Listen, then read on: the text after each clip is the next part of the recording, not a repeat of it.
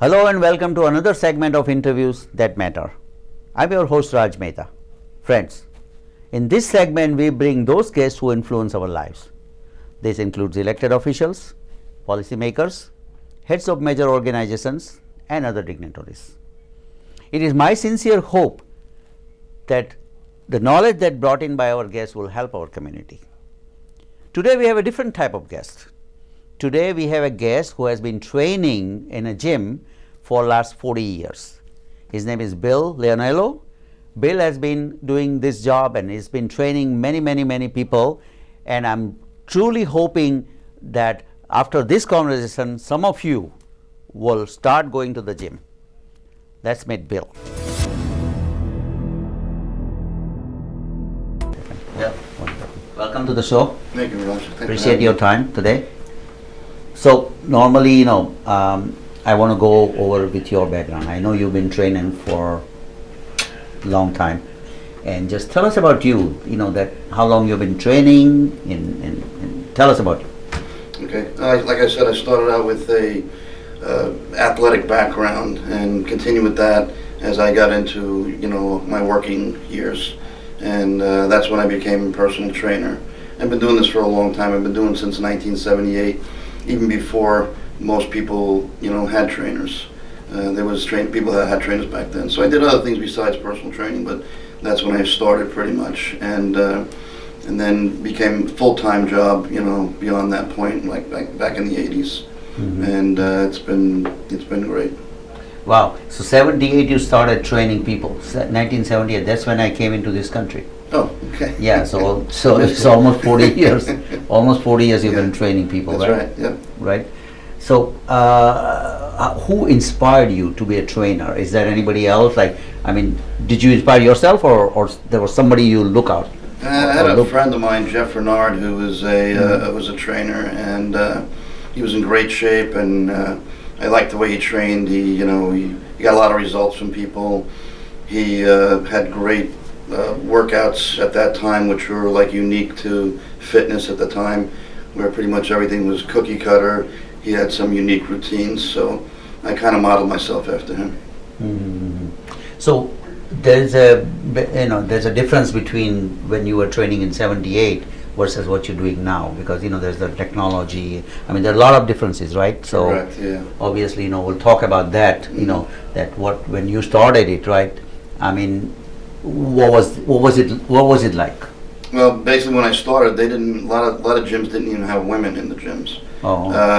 And it was kind of circuit training type of a training. That was it, and so it made it easy for people that didn't have trainers, along with people that did have trainers, because the trainers would go beyond the circuit training. And sometimes, if people just do circuit training, they end up either hurting themselves or really not making any progress, because it's a slow process. It's much better if you have a trainer. What is circuit training? Circuit training is like machines set up in body parts, one machine at a time. So they're set up in like a straight circuit or a circular circuit, and what the person does is they get on the first machine, they do that, they get on the second machine, do that, and it's kind of like a non-stop workout. The problem with that is you might have problems within that circuit that you should be avoiding. Like, for example, if you have a bad shoulder, you don't want to be doing overhead presses, which most circuits, or just about all circuits, have an overhead press machine. So that's why circuit training by yourself is not a good idea. Circuits are good if you have a trainer, and they can do other things besides the circuit too. Okay. So it's important that if something is not right with your body, you have to kind of avoid that. That's correct. Is that what you're saying? Yeah, that's correct, and that's where a trainer comes in, because they assess you when you first meet them. They find out what your medical implications are. They find out what your goals are, and put all that together and develop a program that's based with where you should go. A lot of people, even nowadays, they go on YouTube and they see a workout and they don't know if that's really what they should be doing, but they do it anyway because they really don't know anything. And a trainer can get you to that point where you're training the precise way that you should be training. So that comes, in my mind that, let's say, if I am I never went into gym in my life, right? First time I'm coming to you. How would you what would you do to find out? I don't know what I'm doing. I really don't know. I would sit you down and give you an assessment. An assessment basically is not just your medical, not just writing down or knowing what your medical indications are. It's also, or your goals. It's also taking tests, I would give you a cardio step test or something like that, where we'd measure your heart rate right after exercise, and then a minute later with your recovery. And if those two numbers are majorly different, then you're in pretty good shape cardiovascular wise. If it's very tight, then you know that you have to do some work because your cardiovascular system isn't good. Then we'll give you some other tests, like some strength tests, and see where you're at with that, and see if how your body is imbalanced, or where it needs more work than the other parts of your body. And basically take all that information in the assessment, and then develop a program for you. And the good thing, like I said, about trainers are they'll give you like a snowflake workout every day. Every day you'll have a different workout. So your body doesn't get used to one workout. Where if you just had a card and you went out there and did your workout off that card, your body would start getting used to it and kind of build up a resistance to it and not make any progress at that point. So if I don't know what is my goal, you basically set my goal for me? That's what you're saying? And I would tell you about it too. I explain what your goal should be. And you kind of make not only long-term goal, you have a long-term goal, but you have short-term goals too. So as you go, we progress, I say, okay, you reached your first short-term goal, we're going to go to the next one, and then eventually your long-term goal is where you don't end at that point, but you can maintain or develop even more of a fitness level. So somebody who is already has never done that, you go through this assessment, and assessment will tell you what am I lacking. Right, correct. Is that how it works? Correct, yep. And then what am I lacking? Then you tell me that, okay, this is what you should be doing. Correct. And like for example, if let's say if I'm not, I'm not sitting straight or standing straight or whatever, and then you'll give me that kind of a workout. Correct, exactly. It's not only your posture or your balance, it's also your exercise form. Say, for example, let's take the squat, which is the exercise called the squat, which is very important. Most people, when they squat, they let their knees go forward. So we give you like a squat test too. Your knees will go forward, your hips will go forward with it, your lower back can be rounded, and all those things together can not only cause injury, but make absolutely no progress for yourself. Your knees could be hurting you, your back can be hurting you if you're doing things wrong. So that's where we try to assess you, not only like I said, postural or balance wise, but also your exercise form. And that takes what? Well, first like training, first session, it takes this assessment. That's actually the toughest part of the training is when you first start with someone. You don't know where they're at. You don't know their strength level, even though you gave them a few tests. Right. And your first workout, you're testing them out. You're trying to find out where they're at. How good their cardiovascular system is within the workout, how good their strength levels are, how their form is, how much they retain and understand what you're trying to tell them. All that together. So that's the first workout's really the toughest one, no matter how good the person is.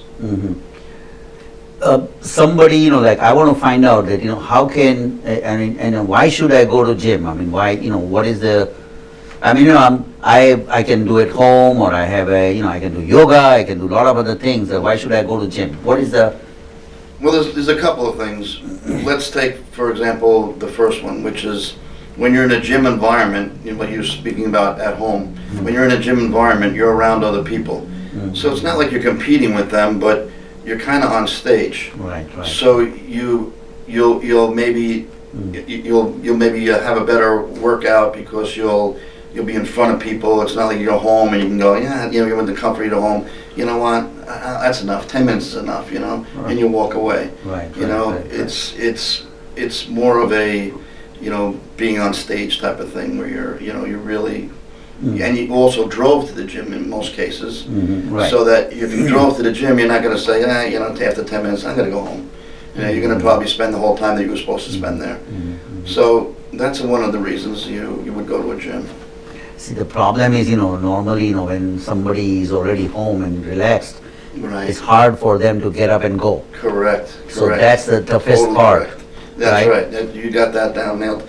It's, I tell people when I'm training them, I say, don't, if you're coming from work like at 5 o'clock or 6 o'clock at night, come straight to the gym. If you go home, Right. you're going to sometimes not do the workout. You'll say, I'll do it tomorrow. And then tomorrow never comes. You just keep going tomorrow, But that's exactly right. When you're home, you're comfortable, and then you start cooling down. Right. You don't want to cool down. You want to get to the gym as soon as you can, get your workout, and then go home and cool down. Okay, so the benefit of gym is the environment. One of the biggest benefits is environment, Yeah, encouragement. believe it or not. Besides the Encouragement, equipment and stuff. equipments are there, all Yeah. different kind of equipment, many Yeah. different kind of equipments are there. I learned that Bally's, I used to work for Bally's, and when we were being trained, my Right. supervisor said, he said, look out into that gym right there. He goes, who has the best gyms in the world? And we all said Bally's at the time. Right. And so he says, he goes, and that's why people come here, because they're going to get a good workout because we're well equipped, right? And everybody goes, yeah. And he says, no, it's not about the equipment. It's about you. It's about you, the trainer. You're the one who makes this right. Anybody come in a gym and work out, they're not going to get the workout they're going to get with you because of your knowledge and the way you're going to push them, and et cetera, et cetera. So, it's not just the gym. It is the gym, but it's also, the person that's training you.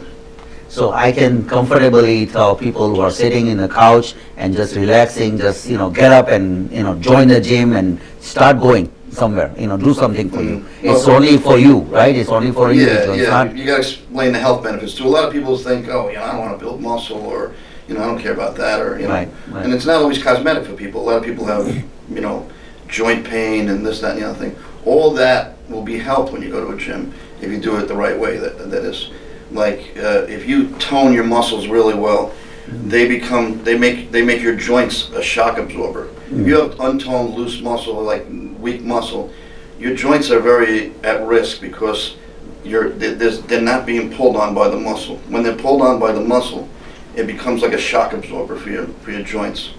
So that's just one example. But it's about your health, your cardiovascular health, your joint health, your muscle tone, your blood circulation, even your mental health. And when you feel good about yourself and you're feeling healthy and your cardiovascular system's good, you're going to feel good about yourself, and you'll feel much, much more alive and energetic. That's another thing. It builds in your endorphins too. Right. No, obviously it helps. If you are if you have a good health, then mind also. Everything is kind of a joined together, right? Everything is like a reaction. Right. Yeah. So that's good. Yeah, it's not only about cosmetic. People think that this is all about cosmetic. It's about your health too. It's probably more about your health in some cases. And people that are my age, it's more about your health than it is your cosmetic look. Can you talk about like different type of trainings Sure. that you have many different? What kind Yeah, of? like I said, back in the day when the gyms were in '78 when I started, basically there was circuit training and there was just regular weight training. Nowadays, they've incorporated stuff that athletes do. They, like for example, functional training. Functional training is training that uses it's a functional way of training. It's you're using your whole body, like an athlete does when they're on the playing field or something like that. Like for example, we'll go with TRX. TRX is a suspension training.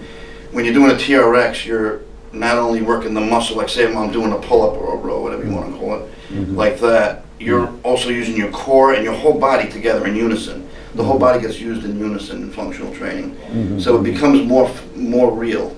For example, if you were taking a ladder, an extension ladder, and you're moving from one window to the next, you would use so many different muscles in unison than you would use if you just did a curl, on a bench or something like that. So functional training is very important, and it's it's kind of state of the art. It's fairly low impact too, where you got things like CrossFit.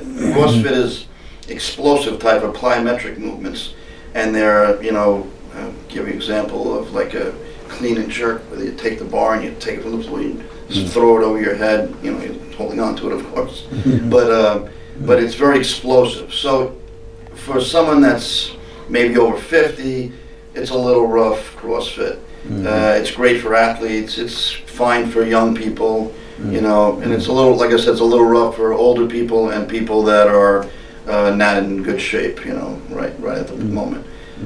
But it's, you know, everything has its purpose, and it does have its purpose, and it is good. You just got to be careful who you are when you're doing it.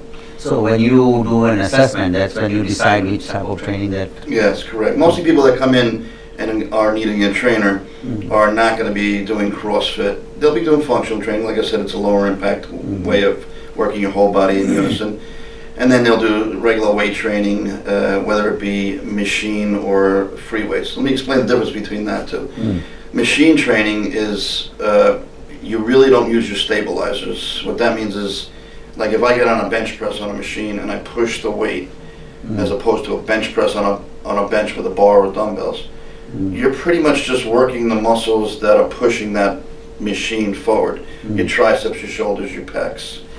But if you're using a barbell, now you're using your triceps, your shoulders, pecs also, but you're using the stabilizing muscles, which are your back muscles, your rear deltoid muscles. Those are stabilizing the bar as you're pushing it up. You don't need that on a machine because the machine stabilizes the weight for you. It does, you don't lose your balance on you know, you can't lose your balance on a machine in most cases. So that's the difference between those two. They both have their purpose though. They're both very good, and I use a lot of that in my workouts.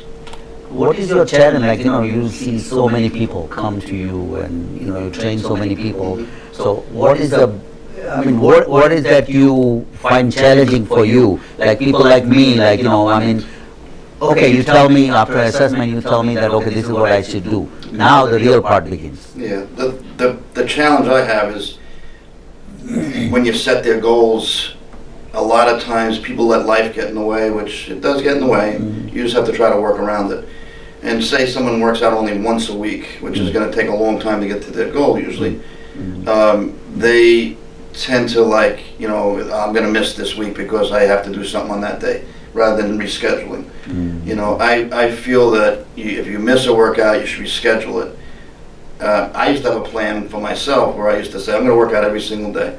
And every single day never came, but I ended up doing at least 4 workouts in that week. Instead of saying, I got to do this day, this day, this day, and then, you know, you miss 2 of those days, now you're only working out twice a week. You know, so that was probably the main thing, is making sure someone's regular. Regularity is really most important thing in working out, the most important thing. Because if you're not working out regularly, you can't make the progress you want to make. So that's the biggest challenge. You don't want to make any excuses, that's it. That's right. No excuses like, oh, well, today, you know, I'm tired, you know, I have to work late, today I have to work late, so I can't go.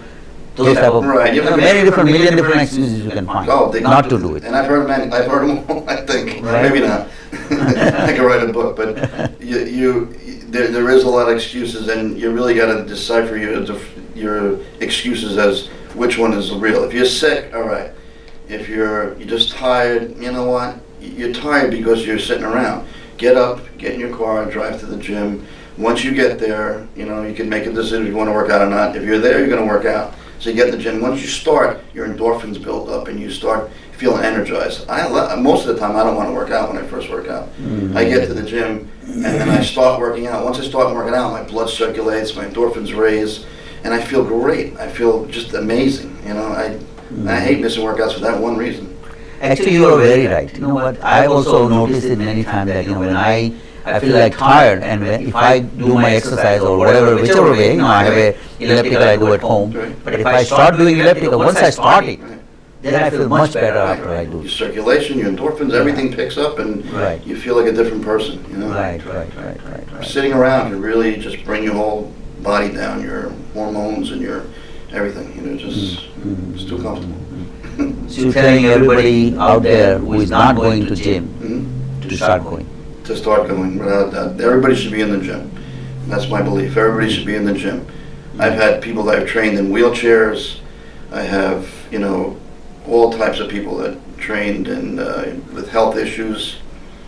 I myself have a health issue. I've always had a bad heart. And by doing this, it's really helped me out a lot. It's just really helped me out. All my numbers have gone up, you know, with my cardiologist. So this has really done, you know, wonders for me. So it definitely helps if you have health issues and all that. Yeah, sure. Is there any age? You already mentioned that there's no age limit. There's no I mean, it doesn't matter how old are It does you. not. I work at the JCC in East Hills, and there are a lot of people in their 80s that are just starting, and it just totally benefits them because, especially as you get older, your bones get brittle and weak. Right.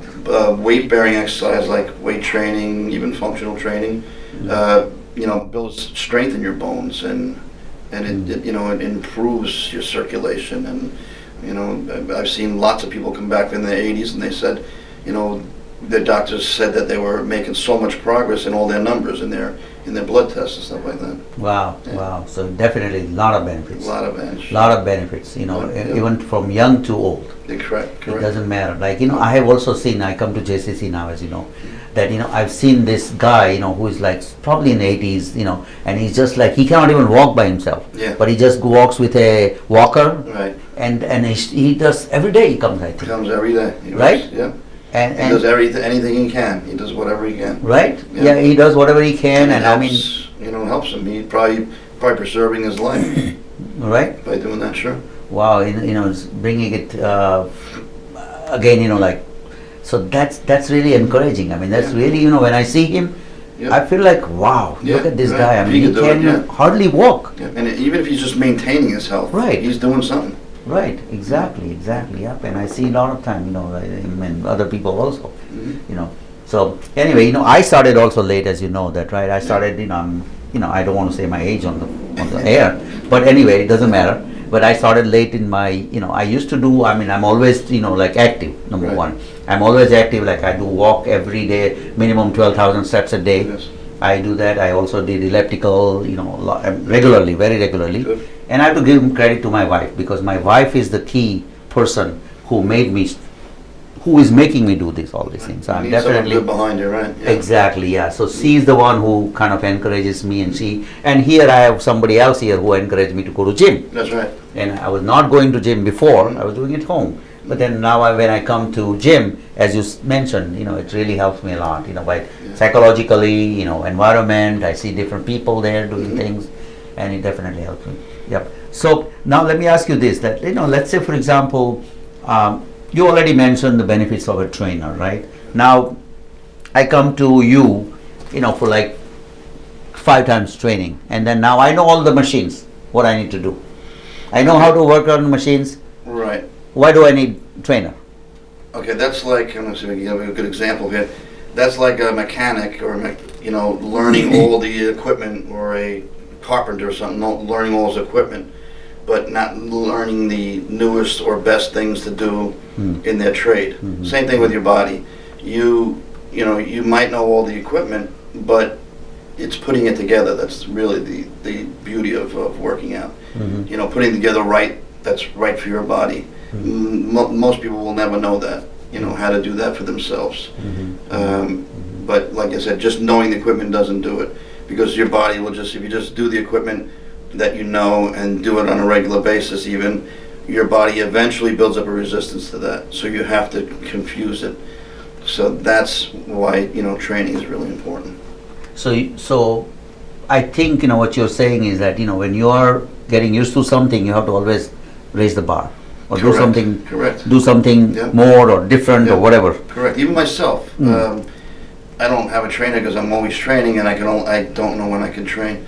So I pick some of the young guys that I'm training with that are very knowledgeable, and you can learn from anybody. And I've learned things from them, and they see things that I'm doing wrong. Like, say I'm supposed to be supinating my wrists on an exercise, I'm pronating, and I don't even know I'm doing it. Like that, and they pick that out. So that's why it's important to have someone train you, because I can't see what I'm doing, So I have other people looking out for me. So little thing like that also makes a difference, like At my instead level, of- yeah, it does. Yeah. Yeah? Yeah. At any level, actually. If you're supinating, you're working more of your bicep. If you're pronating, you're working more of your forearm. So, if I'm trying to work my biceps and I'm too pronated, you're still going to get your bicep in there, but you'll get more benefit out of it if you're supinated.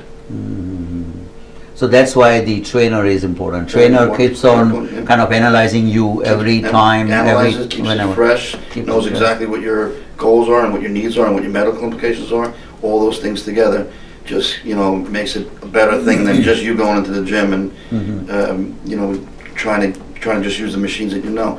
I used to have a file cabinet when I took over at the management at the JCC. Right. And the file cabinet, people would take the file card out and go, okay, now it's machine number H, letter H, I mean, and they would go like for 10 minutes looking for the machine, then they'd find it. Then there's 3 adjustments on there, a range of motion adjustment, a pad adjustment, and a seat adjustment. By the time they finished all that, they, it's like 5 minutes into their set, so they're really not getting a workout that way. I mean, I would just keep the person moving. I set everything up for them. Right. They don't need to do anything but just work out at a good pace. So it is important to have a trainer Very important. with you, Very important. and for like longer period of time. That's what it Correct, is. yeah. Even though you know machines, Yep. it doesn't mean now. That's right. Machines normally, like normally they benefit your muscles and things like that. But cardio is another thing that you have to be Correct. really also doing it, right? Yeah. Cardio. That- How do you mix it up? Yeah, that if you're doing cardio machines or running on a track, that can be done by yourself, because it's just a repetitious thing. There are things a trainer can do within that cardiovascular workout that can make sure you're exercising at the right level, but they could also set the machine up for you, a trainer, after your workout's done, so that you're getting your heart rate in the right zone for, proper whatever you're trying to do. If you're trying to burn fat, you want to stay in a certain zone. If you want to build your cardiovascular system up stronger, you're going to be in higher zone. That's basically all that is. Once you get in that zone, you're good. That's why training is more intricate. Training your body is more intricate than cardiovascular is. They're both important to you, but one's more intricate than the other. So you're saying that cardio also, like trainer would know what zone that you have to like put whatever it in you're there. trying to do. Like, for example, If you're trying to burn body fat, usually your zone is 220. The formula is 220 minus your age, and that's your maximum heart rate. And then you do like 65 to 75% of that in a fat burn mode. If you wanted to build more cardio, your percentage would be even higher. And once you get in that mode, you're good. You just check out your heart rate on the machine, and you really don't need a trainer for that. But training your body is more intricate. There's so many different aspects of it, that you really need to involve. So that's why you need a trainer for that. You don't really need it for cardio. you don't. Okay, Just to set you up maybe, but that's it. But let's say, for example, my resting heart beat rate will be like 65. Okay. And how do I know that what level I should go? Like 65 is my resting, right? So if I go to 100, is that something like, how do you judge that? Well, it's really where, like I said, it's 220 minus your age, which is your maximum heart rate. Okay. That's That's your your maximum heart yeah. rate you should For a person your age, yeah, because You should go. You should go. Well, that's where you don't want to go past that. You go. Okay, you don't Yeah, want to go past That's that. really high. Oh, okay. And then you don't want to go over it, definitely. And then you do 65 to 75% of that, and that's for fat burn. If you want to go for, a more cardio workout, you go 75 to 85%. Just examples. Right. And when you find out what those numbers are, then you don't need a trainer. You could just look at the screen and take your heart rate on that, and that's where you have to be. Really, has really nothing to do with your resting heart rate. You'll just find out as you're exercising if you're in that zone.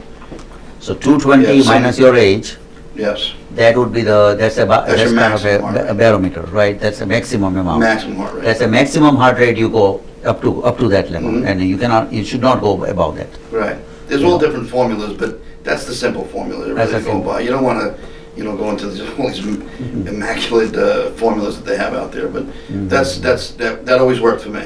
I always got very lean when I did the right thing, through those formulas that I just gave you.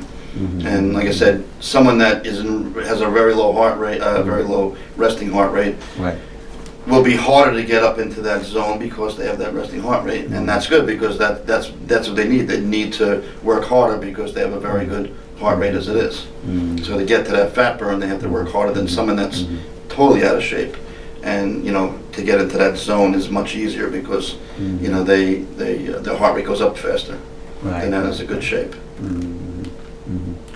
Well, this is a wealth of information that you have provided us about fitness, and really important for our viewers to kind of get some encouragement and go. Just stop thinking. Right. Just thinking is the problem. Don't think Right. too much. Right. When it's something good for you, it's just good to you and your family, just do it. That's right. That's the bottom line. That's right. Right? So now, we have talked about fitness, machines, training. We talked about a lot in detail. Now we talk about the other important part is nutrition. Obviously, it has to go hand in hand. As far as my knowledge, and I'm not knowledgeable. So talk about the nutrition. How it is important. If I do my fitness, I go to gym regularly. So what is important? I'm glad you brought this up, since this is a fitness thing. This probably, cosmetic-wise, it is probably the most important thing in fitness. I sell personal training memberships to people, and I actually tell them, if you're looking for the cosmetic look, you really need to eat properly. It's more important than even working out. Working out is definitely very important, but it's very, very important, because if you don't eat right, you don't fuel your high-performance car with good gasoline, it's not going to run the way it should. Same thing with the body. If you don't fuel your body with good food, it's not going to run properly. It's not going to look the right way. There are different types of diets, and I don't like to use the word diet so much, because diet makes it sound like you're going to starve yourself, or you have to be super regimented. I mean, you have to be regimented, but it gives you the idea that it's going to be impossible to do or tough to do for most people. I like to think of it more as a life plan of eating, and there's different types of diets. For example, I tend to do the very low carb diet. A couple of reasons why. One, because my sugar levels tend to get high when I eat a macro diet, which is a diet that consumes all types of foods, like carbohydrates, protein, fats. So if I cut my carbohydrates down, my sugar levels stay lower. I have more energy, and I tend to burn body fat more efficiently that way. Fat levels on a low carbohydrate diet can be higher than they could be on a macro diet. Macro diet is a more complete, balanced diet, where you're eating protein, fats, and carbohydrates at certain levels. If someone's giving you a macro diet and monitoring it, they'll balance all the carbohydrates, fats, and proteins, and then as you're losing weight or whatever, they'll just adjust those numbers as the diet goes on. Where in the carbohydrate diet, what I do is I'll eat mostly protein and green vegetables, and then as I go, if I'm not losing, then my protein changes a little bit. I do less fats, like less eggs and less red meat, and things like that.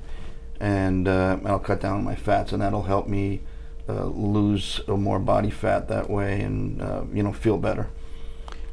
Somebody who doesn't know about all of this thing, what you just said, how do you decide? How do you decide what to eat, what not to eat? I mean, is that a part of the training? Trainer, as a trainer, is a part of the program? Yeah, a lot of times, the trainer will help you with that. A lot of trainers don't want to do that, because it's not their expertise, but they feel that maybe you should go to a nutritionist. If you go to a nutritionist, most times the nutritionist will give you a macro diet, because it's healthier. Like I said, it's healthier, and they'll give you a macro diet, and they'll adjust it from there.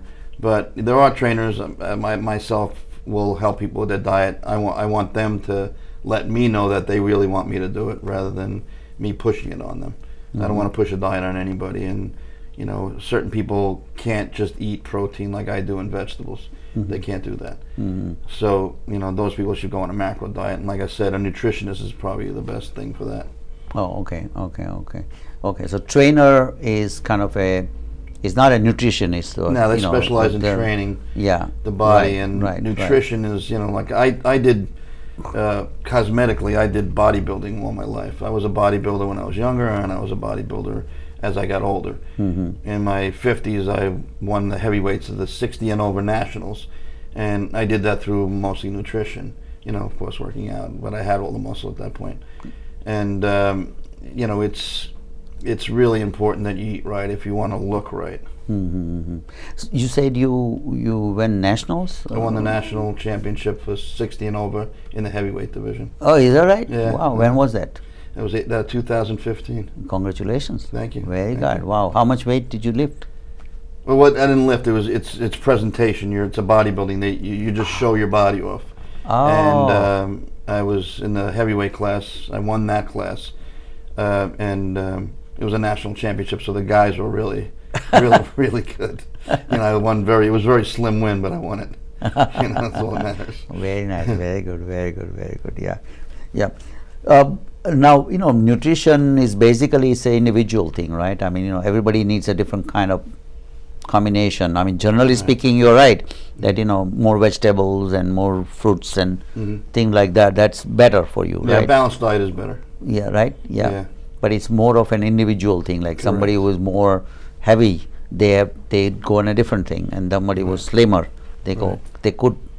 Right. A nutritionist would set you up where, like, say, if someone that's very heavy, they wouldn't go severe. That person's got to lose a lot of weight. They wouldn't go severe. And they would have to monitor it through the whole thing, because a lot of times you'll start losing weight at a good clip once your metabolism starts spinning, but then you'll hit a wall, and once you hit that wall, you could try to do everything you want, but if you don't have someone that's a professional overlooking it, they can get you to the next level. Like, for example, when I hit a wall with my carbohydrate diet, I would do something like adding a very high calorie meal to my week. And what happened was, when I was eating such low calorie and low carbohydrates, my body started to slow down the metabolism. And then to get it to react again, I would eat that one meal, believe it or not, and heavy calories. I'm talking a couple of thousand calories in that meal. And it would kick my body back in. My body would be going like, what's going on? Bill's raised his calories like 3 times what he was. What do we got to do? So it spins your metabolism, starts working your metabolism again, and then you're back on the low calories and low carbohydrates again. So your body starts burning fat as a fuel, because metabolism is speeded up. It needs more things to burn. When the metabolism is higher. You have to really kind of balance both, right? Then how about vegetarian versus non-veg? Does it? Okay. Yep. There's plenty of vegetarians that make a lot of progress. There's vegan. There's other vegetarians. They have to combine their proteins, because you really should have protein, especially when you work out. And to build muscle, or that sounds like some people say, oh, I don't want to build muscle. But to build muscle, when you build muscle, you burn body fat more efficiently. For every pound of muscle you build on your body, and it's just, muscle is much denser and smaller than fat, so it really doesn't show up like fat does. For every pound of muscle you build on your body burns 50 calories at rest. That's why it's important to build muscle. If you say you gain 10 pounds in a year, you would burn 500 calories a day at rest, which is, in a 7-day period, that's 3,500 calories. That means you lost 1 pound doing no exercise, just from having that 10 pounds of extra muscle. So, it's really important to balance all your food and everything like that. So there are different, going to gym is one thing, but there are different kind of form of exercises, like, for example, yoga. Like we also do yoga. So how do you go to gym, yoga? How do you do all this thing together in your 24-hour day, or 24 hour minus your sleep, 8 hours? So you have 16 hours day, plus your work day, plus your relaxing day. Yeah, it's not easy. Like I said, if you could do even 2 days of weight training a week, and they could be as little as half an hour a day, those 2 days. But it got you into the gym twice. Then you could do a yoga class. That got you into the gym 3 times. All those times you come into the gym, you could do some cardio too. Because you don't want to just, if you came to the gym, all the way to the gym, you don't want to just stay there for half an hour or even an hour for yoga. You want to do more than that. So it gets you into the gym. So that's, doing those other things, if you can get them in. And most people can. Because I talk to people all the time. They said, oh, did you see this program? Did you see that television program? They said, they're watching TV every night. Rather than watch TV every night, get to the gym, make your health, get a healthier life. So yoga is also important. Yoga is very stretching good. Yoga's basically. it's very good. It's very important to have it limber. You also, with working out, you get better muscle contractions when your body is more flexible. There's a sheath that goes over your fibers of your muscle, on any muscle that you have, and if that sheath is tight, it's called fascia. You don't get as good a contraction, so you're not getting as much out of your weight workout, for example. When you stretch or do yoga or do your own stretching, that fascia gets broken down and stretched out a little bit, and the fibers have more flexibility and can contract better. So you get more out of your workout. So yoga is very important. Yoga's been around a long time, and it's great. It's a great exercise, great workout, I should say. Right. Because we do yoga also. In breathing exercise is also very important in yoga. Correct. There's a breathing and also there is a stretch, basically, depending on what you want. But then you add gym also on, like, what is the ideal is like what, 2-3 times a week? Yeah, 2-3 times a week. That's ideal. Correct. Schedule. Yes. Right. Even if you did 2 weights and 3 cardios a week, that got you into the gym 3 times, and you could do other stuff while you're there. Especially if you have a gym that has multiple things, which most gyms do. So weights, cardio. For cardio, you go to treadmill or elliptical, right? Yeah, that's another thing I wanted to explain too. For fat burning, if you want to burn fat more efficiently, a lot of people do their cardio workout first, and then they do their weight workout. It's better to do it the other way around. First weight. Yeah, you could warm up with the cardio machine, but it's better to do it the other way around. Reason being, the first thing your body burns when it starts exercising is glycogen, and glycogen is needed for a muscle workout, a weight workout. Okay, so if you're burning it, you burn off all your glycogen when you do your cardio, and then you go into the weight room. You're not gonna have any glycogen to work out with the weights, and your body is gonna suffer a little bit from that. If you do the weights first and you burn off your glycogen that way, which is necessary for weight training, and then go into the cardio thing, now your body during cardio has to go, wait a minute, I need something to burn for energy. So it goes into your fat stores more efficiently. So if you do cardio after your weights, you burn fat more efficiently. Important. Yes. That's important, right? Yeah. What about walking? Walking is good, but you have to make sure resistance is very important. You have to increase resistance. That's why weight training is good. That's why all sorts of exercise is good. Cardio is good, because you could always increase your resistance. If you just walk, a lot of times people just walk. They walk at the same pace, the same distance, the same level. If you're on a track or something like that. Right. So you need to increase resistance by walking up some hills. Speeding up your walk, doing more steps or more miles, if you want to put it that way. So you always got to increase resistance, just like weight training. So like, for example, like normally, like everybody's using Fitbit, I'm using it too. So normally, like 10,000 steps a day is kind of considered, good. Good, right. Is that something? That's good, but it's the same, like when I walk, I do the same thing. Yeah. I don't increase the resistance, so I do the same every day, it will be the same thing. Yeah. Yeah, well, that's the thing. It's good, the Fitbit, because it gets you to that 10,000. Everybody says, I got to get that 10,000 number. Right. And so they might have stopped at 6 if they didn't have that Fitbit. But they get to 10. But if they're doing 10 every day, now you got to increase the intensity some other way. Right. Whether it be doing those 10,000 steps uphill, a lot of hills, or increasing your speed that you do the 10,000 steps. Just any way you can increase that thing. It's really about heart rate when you come and talking about cardio and fat burning. Right. You really want your heart rate to be in the right zone. I always found that without monitoring like that, if I'm doing like a cardio piece of equipment and I can't talk to someone, I'm exercising too hard for fat burning. If I can carry on a conversation like I'm having with you right now, I'm exercising too low. If I have to take a breath every once in a while, then I'm at probably the right level. And it's always worked for me back in the old days when I didn't have all these gadgets. You're very right. Actually, what happens at Fitbit, if I have, let's say, for example, if I don't finish in a day 10,000, when I go at night at my home, after dinner also I walk for half an hour in the home, in a bedroom, from one side to another side, keep walking. Well, you might not have done that, yeah. I do that. Yeah, which you might have done. If I would not have done Right. it, if I would not have a Fitbit. Right.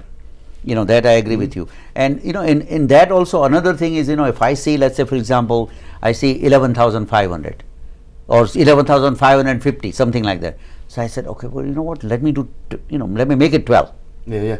Then I get Right, up again right. from my bed Right. and I start walking again from, one side to another So side. that's all. where it's good. So it's really, and Yes. it's really helpful. Exactly. And it definitely helps me. I mean, I do that every day. Oh yeah, it's definitely helpful. Every day I do that. So There's, a lot of good things out there nowadays that we didn't have in the past, and right. It's really good. Right. Yeah. All right, Bill. I think you have given us really good information for the show, and I really appreciate it. I'm sure viewer will definitely appreciate it. And if they were to, like for example, if anyone has any questions or anything, is it okay for them to contact you? Without a doubt, yes. Yeah. Can I leave a number on the screen here? Sure, So yes, that definitely. way they can contact you if they have any Without a doubt, question, love to particular talk to question. them, Right? Yep. Okay. All right. So I appreciate your time. Thank you so much, Bill. Thank you. Thank you for joining us today. If you have any questions, comments, you can email me at rajmitv@gmail.com. That's rajmitv@gmail.com. I will see you again next time with another guest. Thank you.